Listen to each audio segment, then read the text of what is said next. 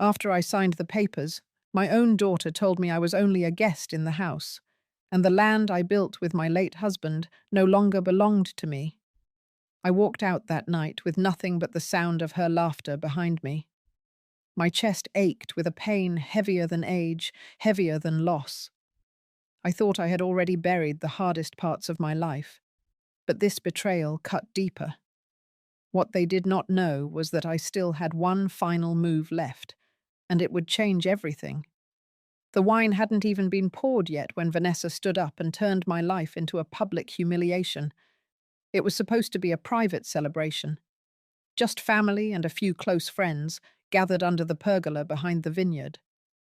I had arranged everything: cheese trays, fresh flowers, even a bottle of reserve Cabernet I had set aside for years. They didn't know the occasion. I wanted to surprise them. My voice had been rehearsing the words all day, that I was stepping back from daily operations, and that the vineyard would transition into a family trust. I thought it would be a moment of pride. Instead, Vanessa raised her glass before I had a chance to speak. "We are beyond blessed," she said, her voice sugary and confident. "As of this morning, the vineyard and the Carmel Beach House now belong to Ethan and me. My mother has generously transferred the deeds, and we're so honored to carry on the family legacy." There was clapping. I remember the sound of it. Polite, uncertain. Someone gave a half laugh. I felt every eye turn to me. But I hadn't said those words. I hadn't agreed to that. Vanessa smiled at me like it was all part of the plan. My lips parted, but the room spun before I could form a sentence. Ethan stepped beside her and placed a manila folder on the table. "The paperwork is already signed," he said calmly. "All official. You just forgot to tell everyone." I looked down. My name was on the signature line. The trust documents, the ones I thought were temporary authorizations for tax planning. Ethan had rewritten the terms. Vanessa had slipped them in, and I had signed them, thinking they were something else. My heart sank, but my face stayed still. Ethan leaned closer. "We figured this was a better time to share it, since you love surprises. Also, Vanessa's been working so hard. She deserves to feel ownership now." Vanessa didn't look at me. She turned back to the guests and said, "My mother has done enough. She's earned her rest. We'll make sure the place runs beautifully." Then it happened. Vanessa placed a hand on my arm and spoke low, just loud enough for a few people near us to hear. "You can keep the guest room for now. But please don't touch anything in the study. We'll be reorganizing." That was it. I didn't speak. I stood up, walked out of my own vineyard, and kept walking past the rows of Cabernet vines I planted with my husband 30 years ago. I walked past the workers, past the trellis arch we built together the summer after he got sick. I walked all the way back to the house, packed a small suitcase, and left before the sun had fully set. Nobody came after me. I drove to the beach house. It was a quiet drive, nearly 5 hours down the coast. I remember watching the sky turn pale and then dark again. When I reached Carmel, the gate was closed. I entered the old code. Denied. I tried again. Denied. The locks had been changed. For a few minutes I just sat in the car with my hands on the wheel. Then I got out and walked around to the back. The house was dark, but a sensor light clicked on. A motion camera turned toward me. I knew Ethan had installed it. He had suggested cameras for safety last year, but now it felt like surveillance. The ocean was louder than usual, or maybe I was just hearing it differently. I sat on the steps, alone, with my suitcase beside me. That night, I didn't cry. Not because it didn't hurt, but because the hurt was so large, it no longer fit through tears. I stayed at a motel on the edge of town, one of those faded places where everything smells like salt and cleaning fluid. I didn't sleep.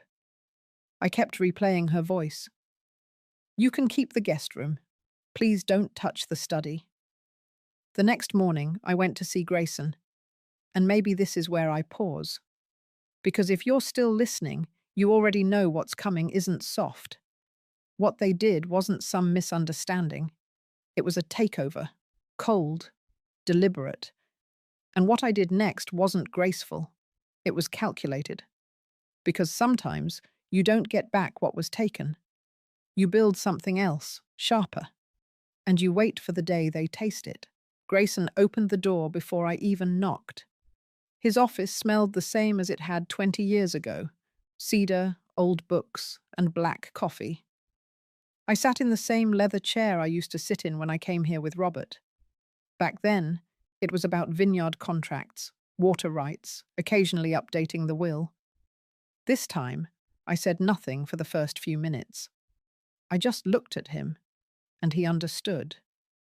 "She did it," I said finally. Grayson didn't ask what I meant. He already knew. He reached for his reading glasses and opened his desk drawer. The papers were already prepared. The real ones. The ones we filed quietly years ago, without telling Vanessa or Ethan. A private trust agreement with my name on every page. Signatures verified, notarized, sealed. It was the last smart decision Robert and I ever made together. "I'm activating it," I said. He nodded. He didn't try to talk me down. He didn't ask me if I was sure. That was why I came here.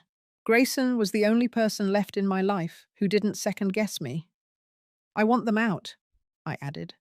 "Out of the vineyard. Out of the house. I want everything reversed. Legally. Publicly." Grayson said it would take 48 hours. Maybe less. After that, I drove back to the motel. The room was still cold.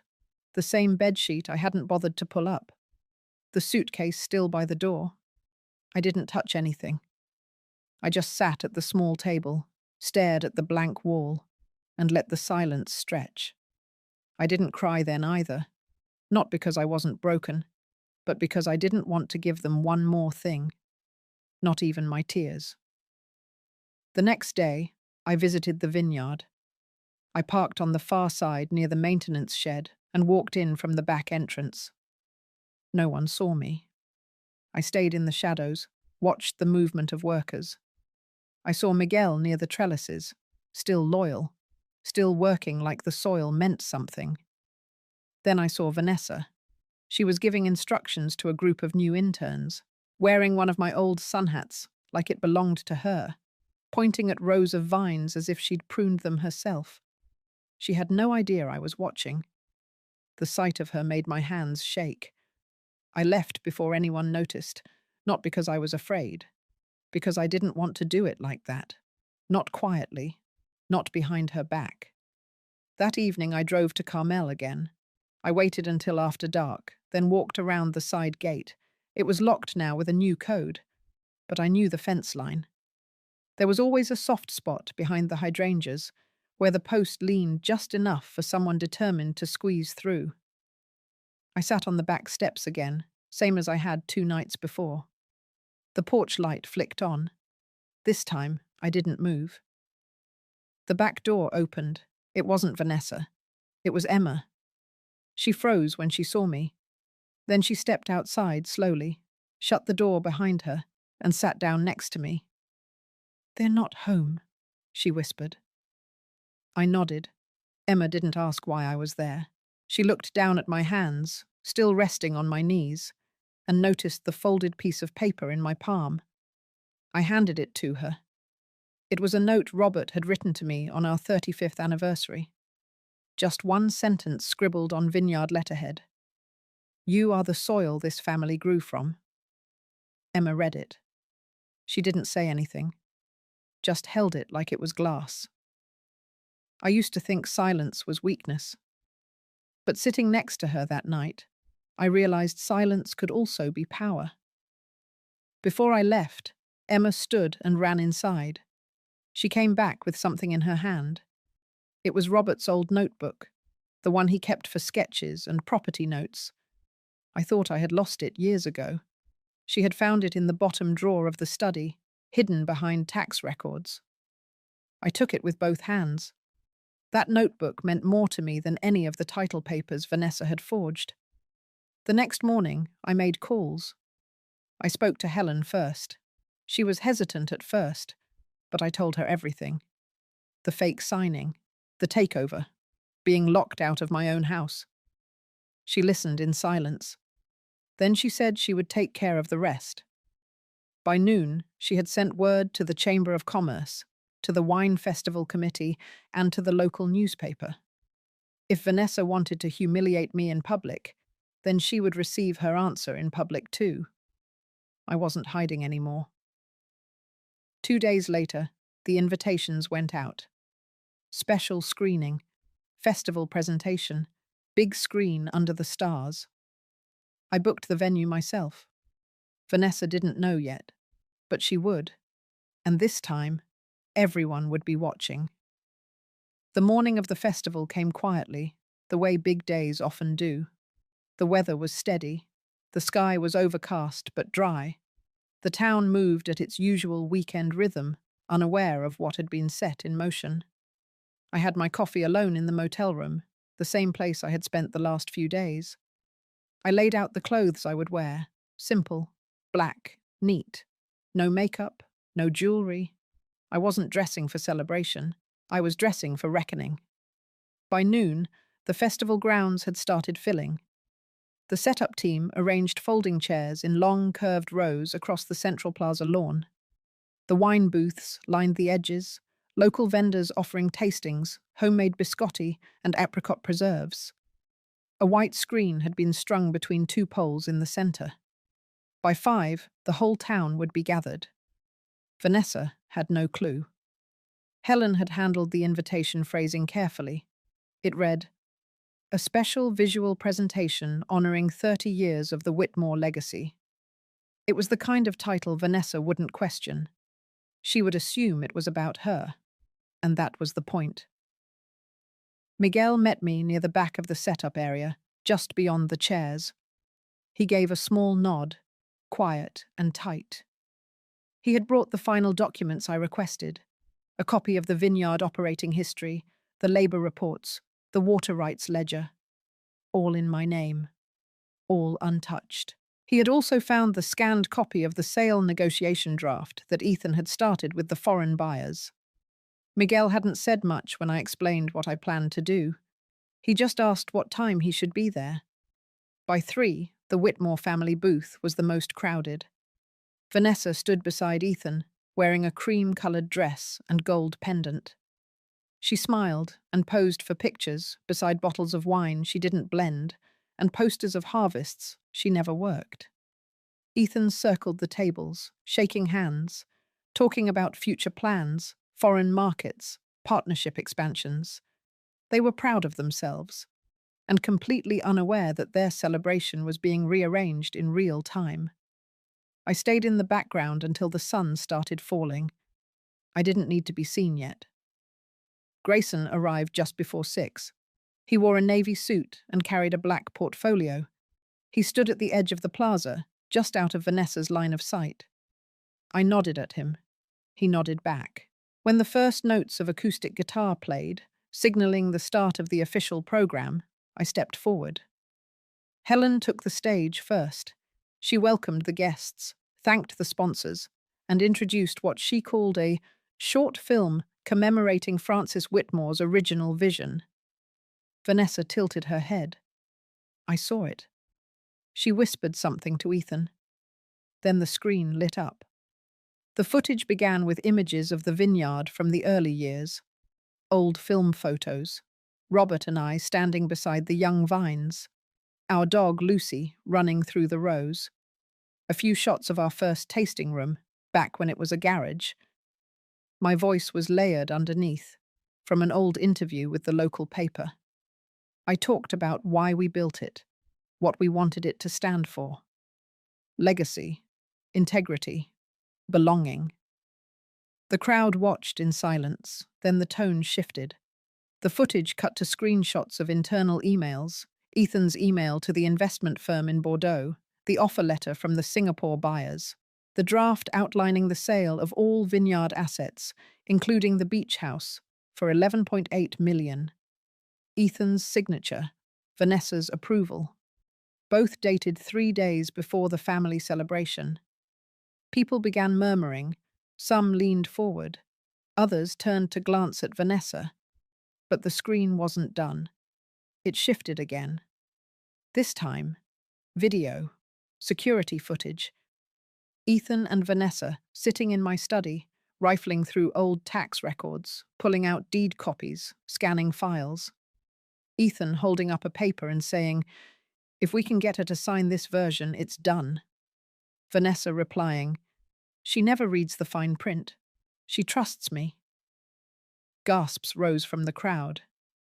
I heard one woman whisper, "Oh my God." A man stood up, crossed his arms. Several phones came out.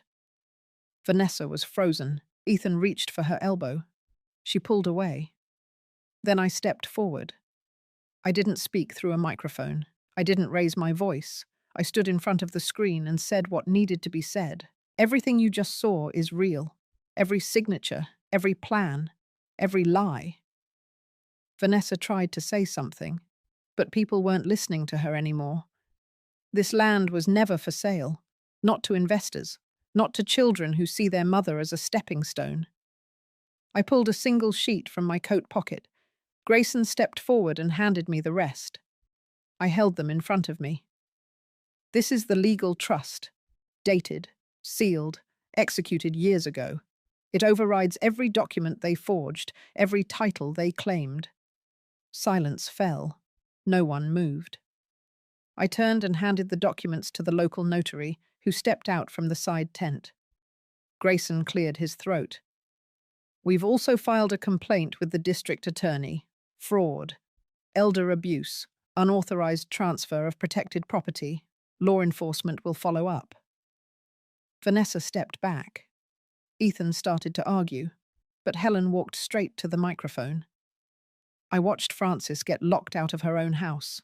I saw her work wiped from every bottle label. That isn't misunderstanding. That is theft. And you applauded it. The crowd started shifting. People backed away from Vanessa's booth. One vendor quietly began packing his table. I saw one of the festival organizers make a call, and then it happened. 2 officers approached from the west path. They didn't say a word. Ethan raised his voice. One of them showed him the papers. They escorted him away. Vanessa stared after him, hollow-eyed. Her mouth open, but no words came out. I didn't look at her.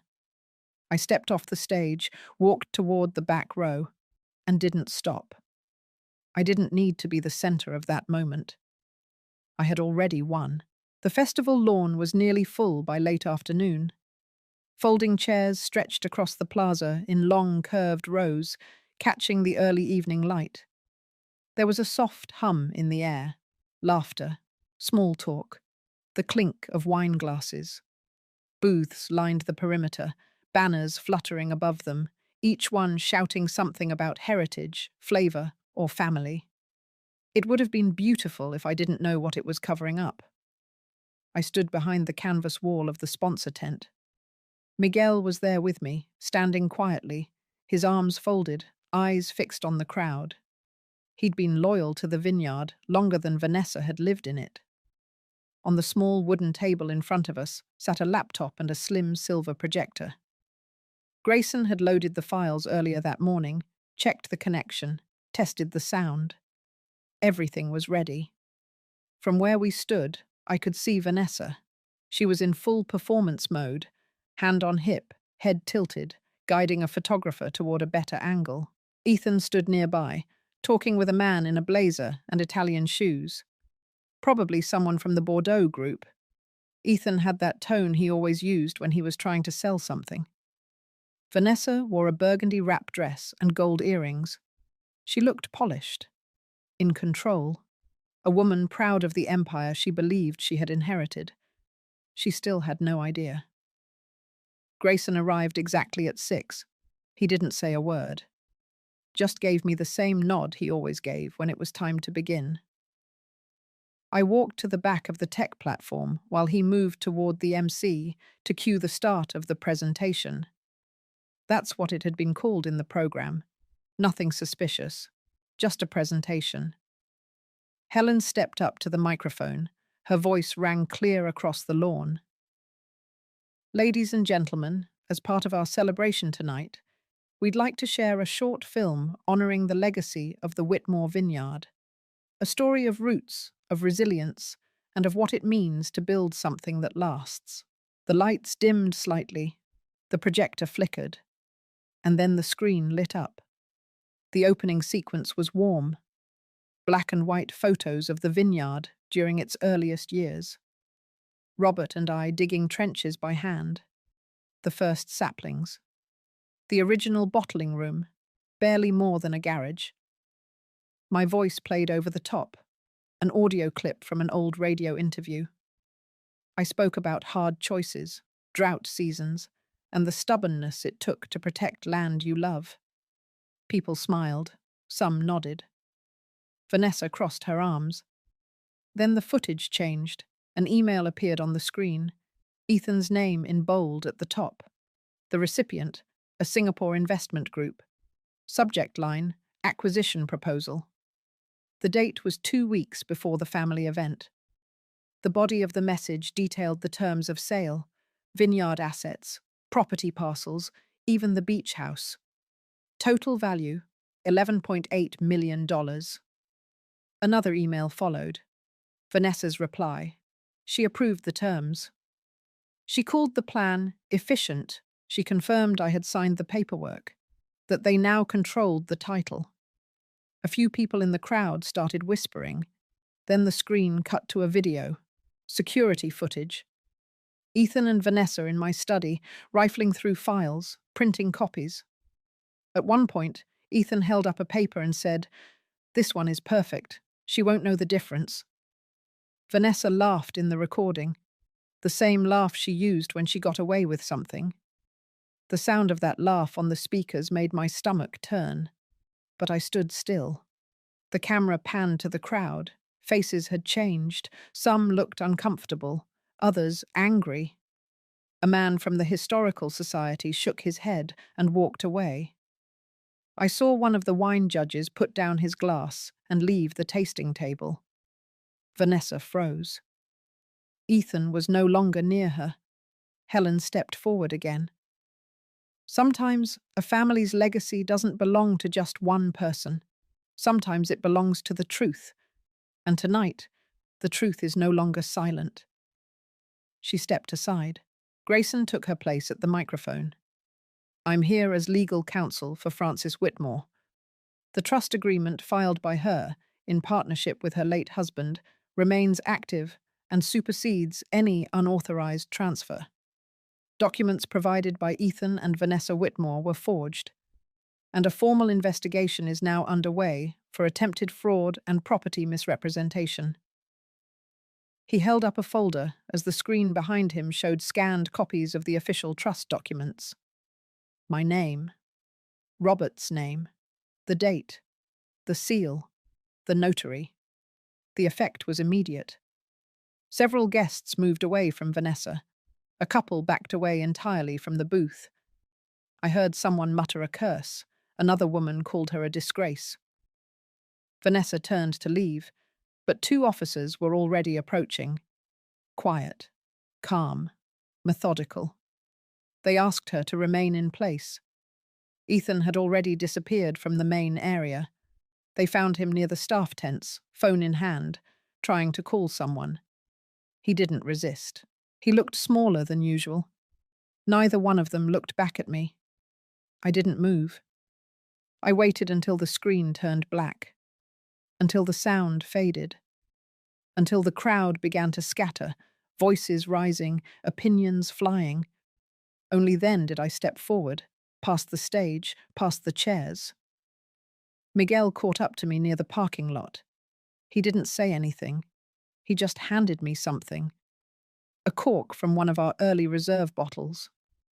The label had faded, but I remembered the date, the year we first made a profit. I closed my hand around it. I got in my truck and drove home. Not the motel, not the beach house. Home. The vineyard gate opened on cue. The house lights were off, but everything felt exactly as it should. The floors still creaked the same way. The air still smelled faintly of cedar and lavender. I set the cork on the mantel and sat down in Robert's old armchair. I didn't turn on the lights. I didn't need to. For the first time in weeks, I wasn't trying to prove anything. I wasn't defending my place or my name or my blood. I had nothing to reclaim, because I had never really lost it. I slept for 12 straight hours after the festival. No alarms, no anxious twisting in bed. My body had finally given in, like it had been waiting for the storm to break before letting go. When I woke, it was still quiet. The vineyard was hushed, as if it too needed time to breathe. The first thing I did was walk the property. No one was there, not even the grounds crew. The air was damp, the sky soft grey, the kind that made the vines seem almost silver. I moved slow, steady, past the irrigation rows and down toward the boundary line where Robert and I once planted wild lavender just for the bees. The plants were still there, overgrown now, but blooming. I stopped for a long while in front of them. By noon, the messages started. The first was from Helen.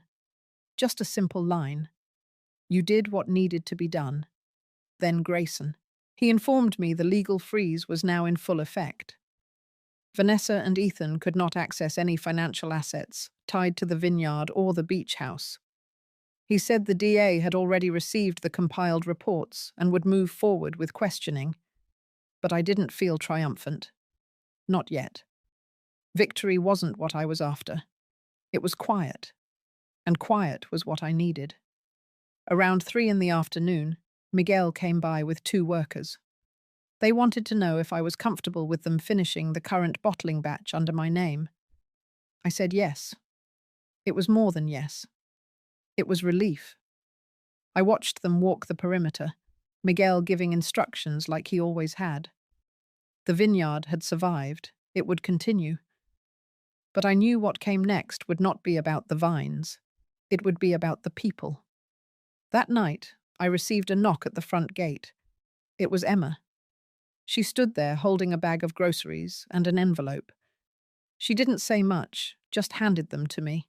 I let her inside, made her tea, let her sit quietly while I prepped the vegetables she brought. We didn't talk about her parents. She looked tired in a way that had nothing to do with sleep. Before she left, she handed me the envelope. I waited until she was out of sight before opening it. Inside was a letter from Vanessa. 3 pages, handwritten. I read it once, slowly, then again, faster. There were no apologies, only explanations, sentences about pressure, about not being seen, about wanting something for herself. The closest she came to remorse was a line near the end. I didn't think you'd fight back like that. I folded the letter in half and put it in the drawer next to the stove. I didn't feel anger. I felt distance, like she was someone I had once known, or once imagined I would raise, but not the woman who now existed. A week passed. Vanessa didn't contact me again. Ethan stayed quiet too. Helen told me he had packed a storage unit with some of his belongings, likely preparing for the long road ahead with legal proceedings. Grayson said they were already trying to settle through back channels, but I told him no. I didn't want money. I didn't want silence. I wanted them to face it. And then one morning, Vanessa showed up. She didn't text, didn't call, just drove up to the gate in the same car she had driven since college. She waited. I almost didn't open it, but I did. She stepped out, hair pulled back, no makeup, nothing polished. She looked older, smaller. She didn't ask to come in, just stood there, clutching a folder to her chest. I told her we would talk out by the vineyard. I didn't want her inside the house, not yet. We walked side by side through the southern rows. The grapes weren't full yet, but the leaves had begun to stretch open, green and soft against the sun. It was the same path she used to run through barefoot when she was 8. She started speaking before I could say anything. She said she had been ashamed, that the festival broke something in her, that seeing the footage made her realize what she had become, that Ethan had driven a wedge, but she let him, that she did more damage than she could fix. I didn't interrupt. She finally said the word she hadn't written in her letter. Sorry. It didn't fix anything, but I heard it. She reached into the folder and pulled out a form. It was a notarized declaration. She was withdrawing from any claim to the vineyard and the Carmel property. Grayson already had control of the assets, but this was symbolic. A statement, in writing, from her, saying she no longer wanted it, that she didn't deserve it. I asked her what she wanted from me. She looked down, hesitated, and said she wanted Emma to have a relationship with her grandmother. That's all. I told her the gate would stay closed for now, but the vineyard would always be there. And I would be too. She nodded. No tears, no hugging. Just a silence that sat between us like a field too wide to cross all at once. She turned and walked back toward her car. I stayed out in the rows a while longer. The quiet felt different now, less like a wound, more like the start of something clean. I wasn't ready to forgive, but I was ready to stop holding the weight alone. And maybe that was enough. 3 days passed after Vanessa's visit. The morning after, I walked out to the porch with my coffee and stood barefoot on the wooden boards, letting the cool air wrap around my ankles. It was the kind of quiet that didn't press down on you but allowed space to breathe. I hadn't realized how much I needed space until it came back. I spent those days without a schedule. No meetings, no calls, no requests for signatures. Miguel kept the vineyard running with his usual rhythm. He'd text short updates when needed, but mostly he left me to my peace. I stayed out of the office and off the bottling floor. I let the land move without me for the first time in years. In the evenings, I read from Robert's old notebooks, his sketches of irrigation patterns, his notes about barrel rotations, even his scribbles about compost mixtures. There were pages where he'd written random thoughts that had nothing to do with the vineyard. Just memories, bits of stories, observations about birds nesting in the gutters. Reading them felt like sitting beside him again. He had always made room for the small things.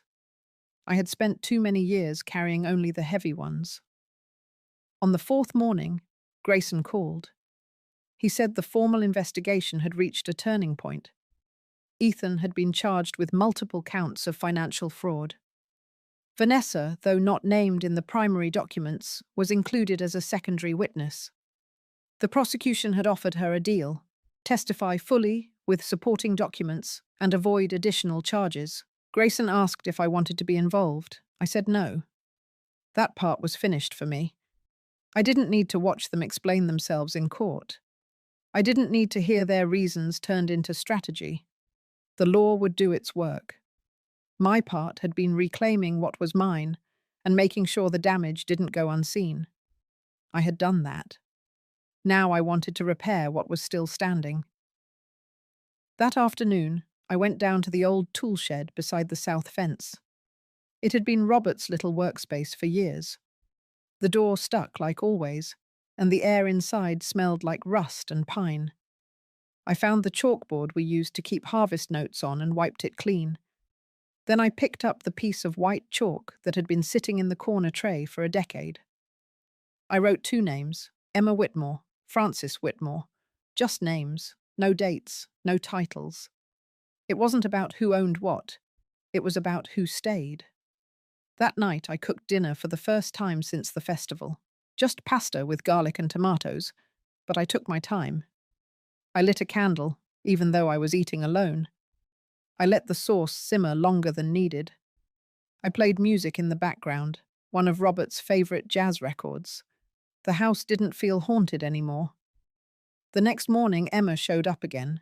She didn't knock, just waited by the porch until I opened the door. She carried a sketch pad this time, a little beat-up thing covered in stickers. She said she had been drawing the vineyard. I offered her lemonade, and she followed me to the back table. She didn't speak much at first, just flipped through the pages, showing me tiny rows of vines, a sketch of the beach house from memory, a rough outline of the bottling shed. Then she pulled out a folded piece of paper from her backpack. It was a printed application for a student art scholarship in Sonoma County. She wanted to apply but needed a portfolio review and a parent or guardian signature. I signed it without asking questions. Later that day, we walked the vineyard together. I showed her how to spot the signs of early mildew. She asked about pruning techniques, about the history of the trellis design, about the split in soil texture near the northern slope. She listened like it mattered, not for profit, not for performance, but because the land had something to teach her.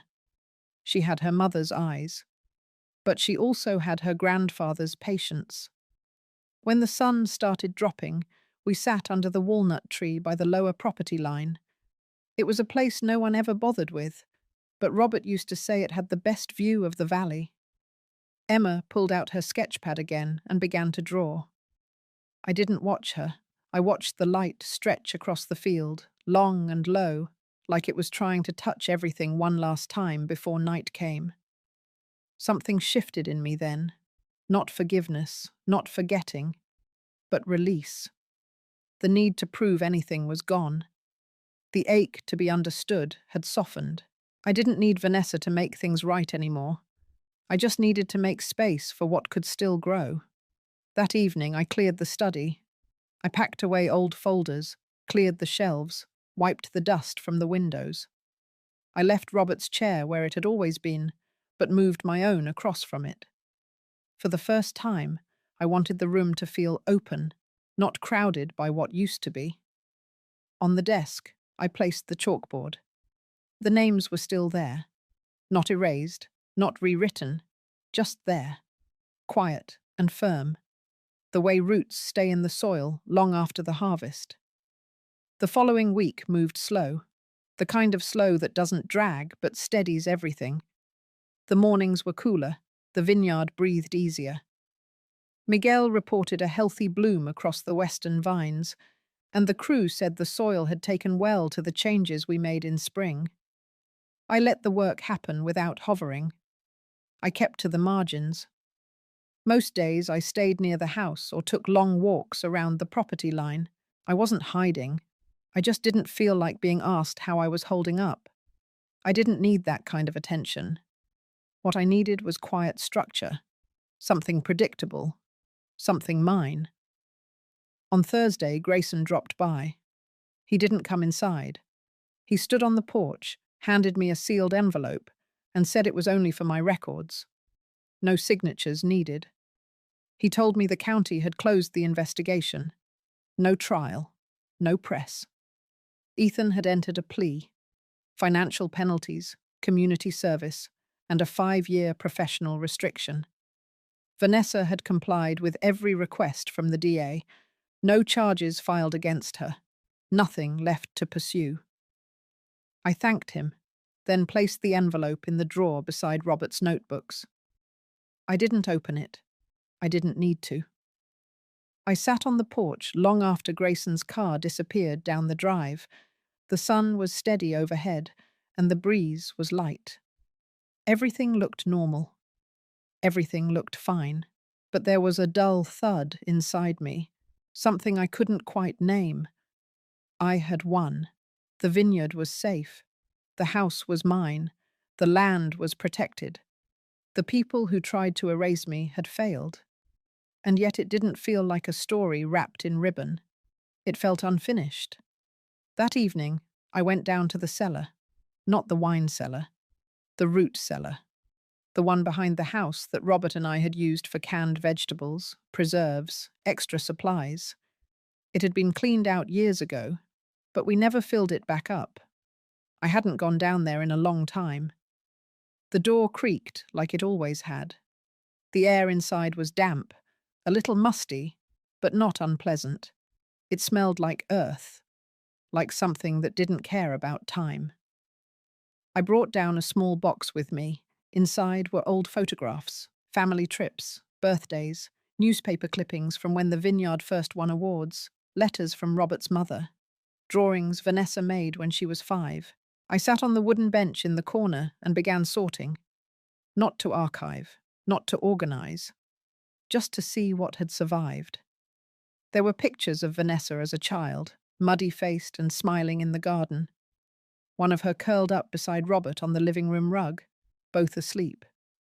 Another from her high school graduation, eyes bright, hands clenched tight around her diploma. That photo stayed in my hand a while. I wasn't trying to forgive her.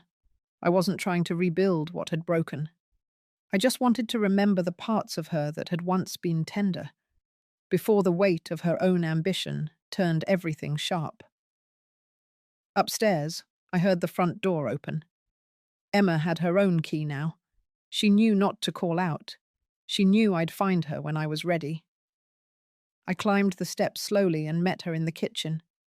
She had brought figs and goat cheese from the farm stand, a loaf of bread still warm from baking. We made sandwiches without talking much. She told me about school. Her art teacher had pulled her aside to ask if she would submit to the student gallery. She hadn't decided yet. I told her it was her choice, that no one needed to tell her what to do with her talent. She smiled and said she knew that already, but she liked hearing it anyway. After dinner, she asked if we could walk the northern slope. We hadn't gone that way in a while. The light there always fell differently in the evening, slanted and honey-coloured. We walked in silence at first. Then Emma asked if I remembered the row of plum trees near the old irrigation shed. I said yes. She asked if we could plant more. I said maybe. The path wound higher, and we reached the ridge where the vines stopped and the open field began. It had never been cultivated. The soil there wasn't good for grapes. But Robert used to talk about building a small house there someday. Just one story. Wooden. Nothing grand. A place to sit with the morning sun and hear the birds wake. I told Emma the story. She asked if I ever wanted to build it. I said I didn't know. She said maybe I should. Then she asked if her mother used to like this spot. I paused. I said yes. She used to come here with her sketch pad. She used to say the light made everything look softer. She used to say it felt like a pause button. Emma nodded. We sat on the ridge until the wind picked up. Back at the house, she helped me carry a box up from the root cellar. It was filled with the old photographs I had chosen to keep. She didn't ask who was in each picture.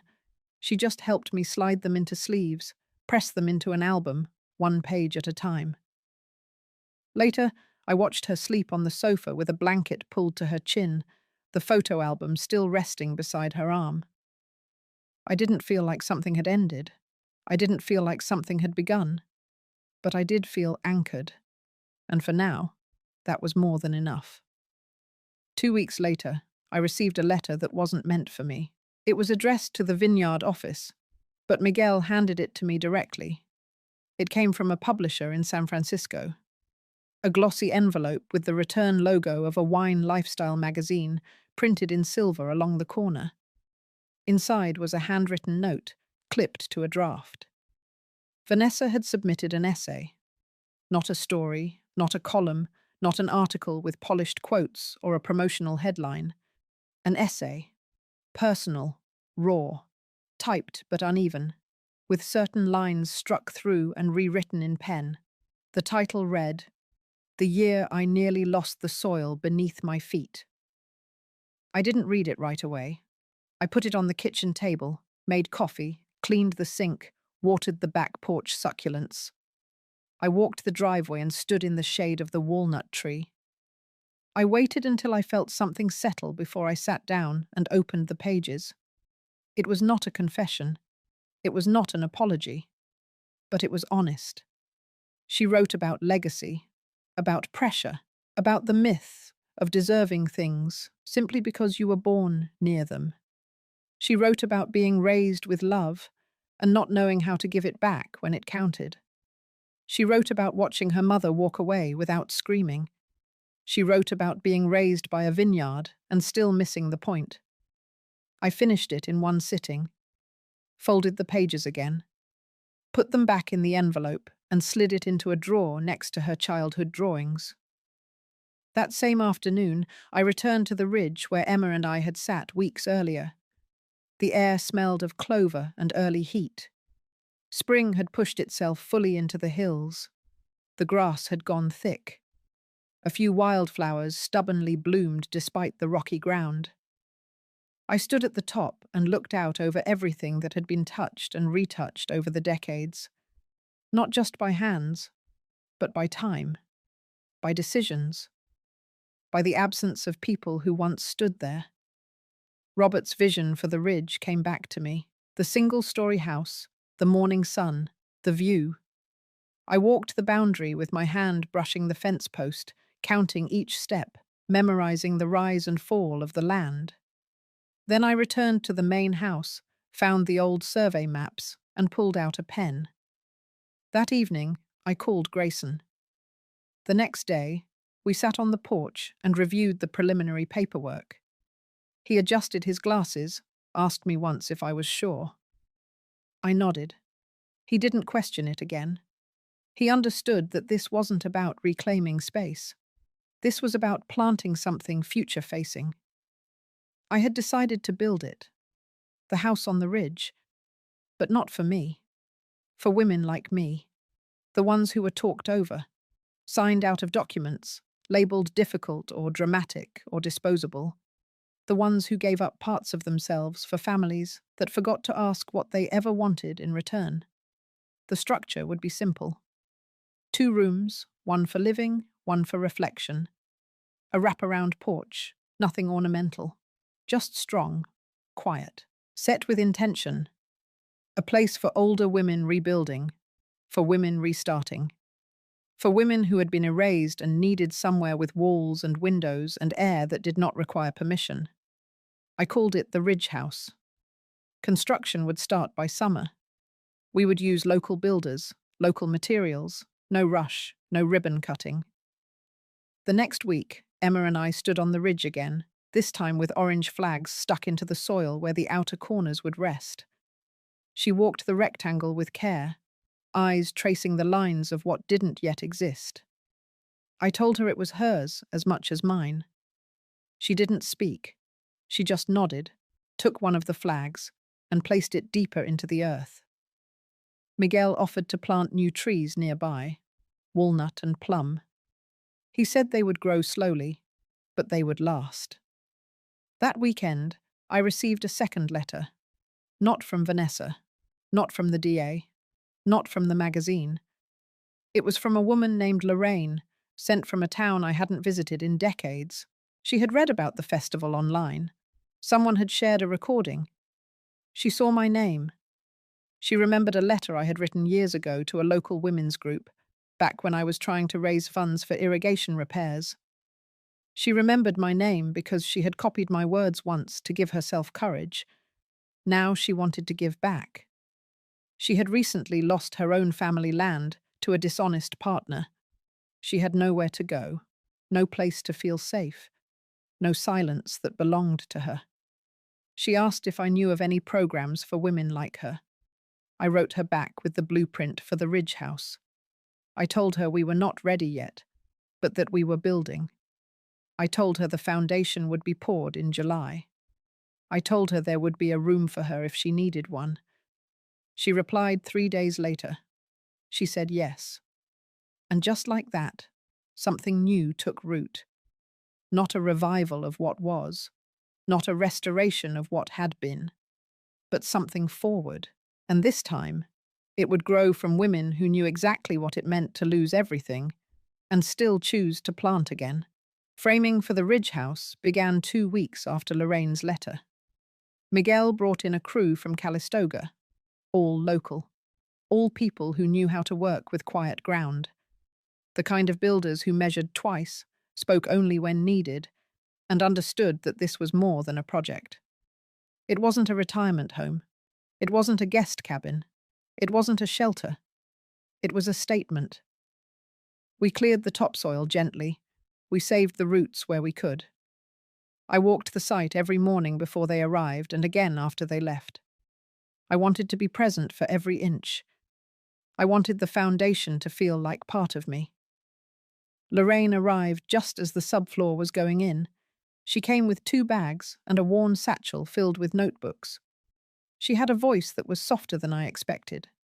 She walked slowly, looked people in the eye, and didn't smile unless it was real. I picked her up from the bus stop in town and said we'd take the long way back to the vineyard. She didn't ask for explanations. She just rode quietly, taking in the fields and the curve of the road like someone trying to remember the world again. That night, I made stew and set the table for 2. Emma joined us later. The 3 of us ate in calm silence. No music, no news. Just the rhythm of spoons against bowls and the occasional clink of water glasses. When the meal was done, Lorraine helped with dishes without being asked. She dried every plate as if she were polishing something sacred. By the end of the week, she had begun organizing the shed beside the ridge.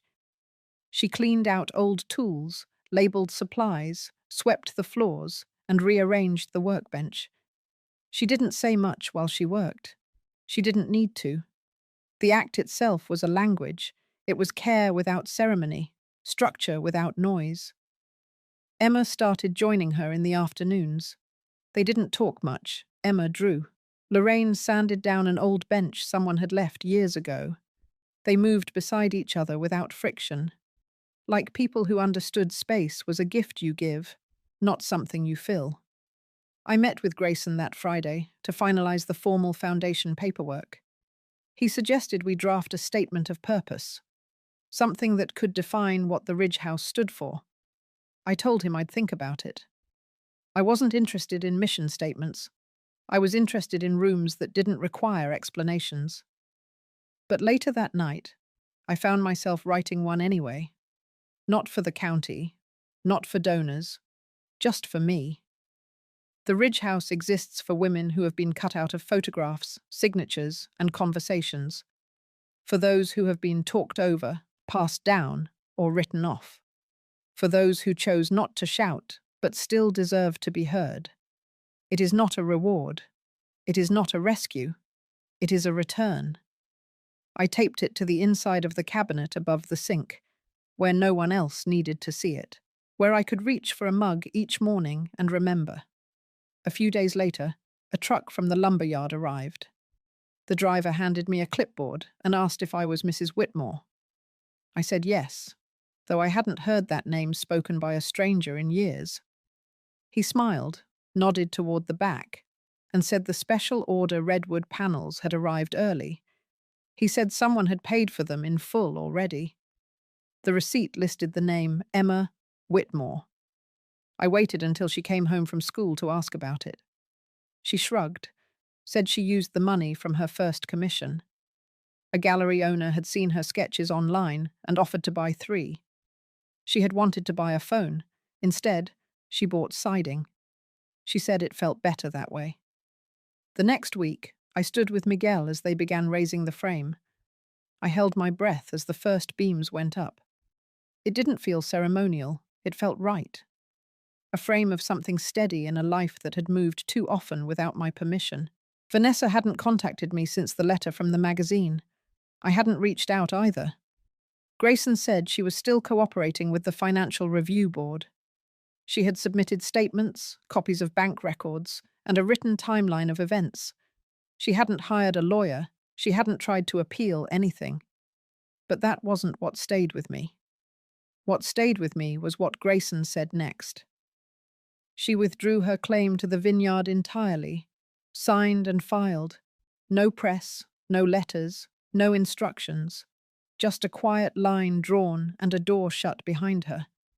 It didn't bring comfort. It brought clarity. She had taken what she wanted. Then she tried to take what was not hers, and when she lost, she stepped back. That was all. Lorraine stayed on, not permanently, but longer than she expected. She began planting herbs in the soil behind the shed: lavender, mint, sage. She said she liked the way they held their shape. Emma helped her build a trellis. They painted it sea green. The wind came early that spring, stronger than usual. It knocked loose some of the west fencing. Miguel and I fixed it together one morning before breakfast. As we worked, he told me he had spoken to his sister. She wanted to volunteer at the Ridge House when it opened. Said it reminded her of a place their grandmother once ran. A kitchen table with chairs that matched nothing but made everyone feel like they belonged. I liked that. One afternoon, I found Lorraine sitting on the porch steps beside the nearly finished frame. She was reading a book with a cracked spine and a faded blue cover. She didn't look up when I joined her. She just turned a page and said she had never felt time slow down like this before. She said most places made her feel like she was behind. This place made her feel like she was right on time. I didn't say anything. I just sat beside her, feeling the air stretch around us. Not waiting for anything, not recovering from anything. Just there, as it was meant to be. The Ridge House stood quiet and unfinished, but it had already become something people moved toward. It wasn't open. No signs, no announcements. Still, every few days, someone new walked the vineyard fence line and paused just long enough to be noticed. Some were neighbors, some were strangers, women mostly. A few stopped to ask Miguel about the building. Some kept their distance, just stood for a few minutes, then walked away. But the shape of the structure, even bare-boned as it was, pulled people in. It had presence. It carried weight. The kind of weight that doesn't push down, but holds things up. We were 2 weeks from closing in the walls when the letter from Vanessa arrived. It came in a plain envelope with no return address, postmarked locally, folded into thirds, 1 page, brief, not careless, but intentional. She had written that she was leaving California. There was no mention of where she was going, no details about what she planned to do, just a few sentences. She said she had found part-time work at a winery in Oregon, far from cities and headlines. She didn't ask for anything. Not forgiveness, not connection, not even understanding. But she wrote one line that stayed with me. I won't use your name again. Not because I don't carry it, but because I didn't earn it. I read it once, then placed it in the drawer under the Ridge House ledger.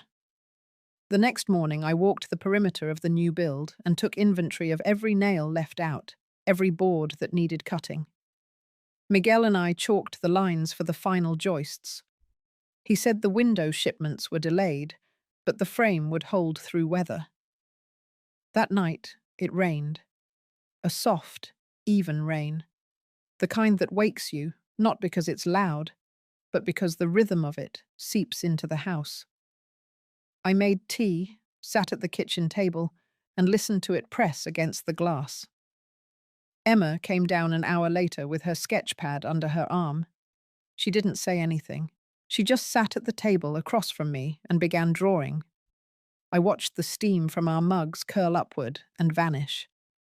When the sun rose, the air smelled like wet cedar and cooled ash. The trees dripped slow. The soil darkened. The Ridge House stood still. It hadn't bent. The boards had held. Miguel's crew arrived at 7 sharp and began work without comment. They had the roof lined by dusk. By the end of the week, Lorraine moved her things from the main house to the temporary room we had set up behind the Ridge House frame.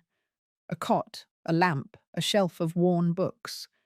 She wanted to be closer, not to oversee, just to witness. She said she didn't want to miss the first night when the door finally closed against the wind. On Friday, I received a call from Helen.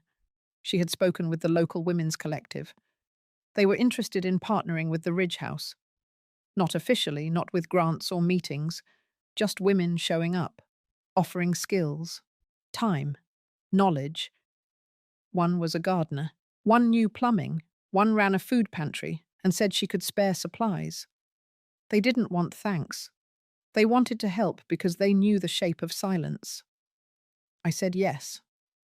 That weekend, we held our first workday. No ceremony, no camera crews. Just 10 women with gloves and tools, digging, lifting, sanding, planting. We planted rosemary and marjoram along the walkway. We laid stones from the riverbed behind the vineyard as edging. Emma painted the doorframe a muted green. Lorraine hung wind chimes made of broken utensils and bottle glass. By sundown, the place looked touched. Not finished, not polished, but held. Emma asked to sleep in the Ridge house that night, just for one night. I told her yes. Lorraine stayed with her, just in case the wind came back strong. I watched from the main house as the light flickered through the unfinished windows. I didn't sleep much, not from worry, from something else. A current inside me that hadn't found rest yet. Around midnight, I walked out to the Ridge house alone. The grass was wet, and the sky was too clear. I stood by the front steps and listened. No sounds, just breath. I didn't knock. I didn't go in. I just stood there. Long enough to know that this was not a project. This was a boundary between what had tried to erase me and what I had built anyway. At sunrise, the crew returned. Lorraine made coffee for everyone. Miguel handed me the final checklist. We had a week left before the inside would be ready. Paint, fixtures, a few last-minute adjustments to the plumbing. Nothing urgent, nothing impossible. That afternoon, Helen dropped off a small stack of cards. Handwritten. Messages from women in the valley who had seen the Ridge house from the road. Some left only initials, others left stories, not long ones, just enough to say, "I've been there too." I sat at the porch with those cards for a long time. The wind didn't pick up. The air stayed still. I took one card and slipped it into the wall before the final panel closed. Just one. No signature. Just a line that read, "This is the first time I have ever been named. The Ridge house was almost ready." Miguel and I walked the interior one final time that morning. He ran his hand across the trim near the kitchen window and said it would hold through the winter. I believed him. Everything about the structure felt different than any place I had ever lived. Not because it was bigger, not because it was newer, but because it was built for no one's ego. Emma brought a rug she had dyed by hand and laid it across the main room floor, shades of dusty blue and rust. It didn't match anything, which made it perfect. Lorraine added a small ceramic bowl near the entrance filled with polished river stones. No explanations, just something grounded, something present. Grayson came by with the final documents.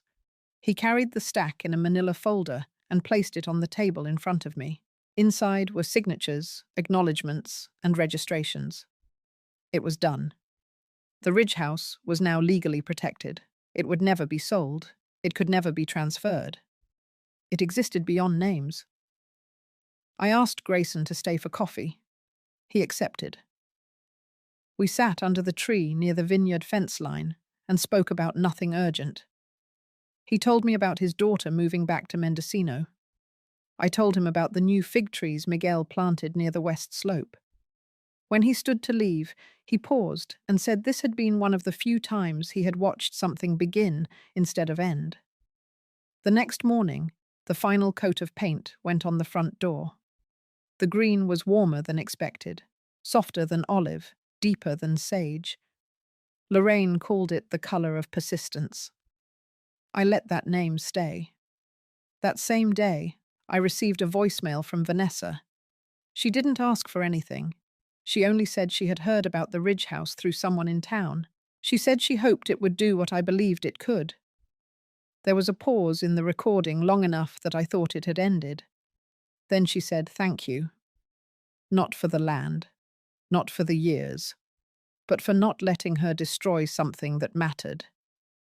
I didn't call back, not out of anger, out of intention. Some things do not need to be opened again. That night, Lorraine and Emma prepared a small dinner to mark the near completion of the house. Nothing formal. Roasted vegetables, cornbread, a jar of peach preserves. We ate on the floor in the main room.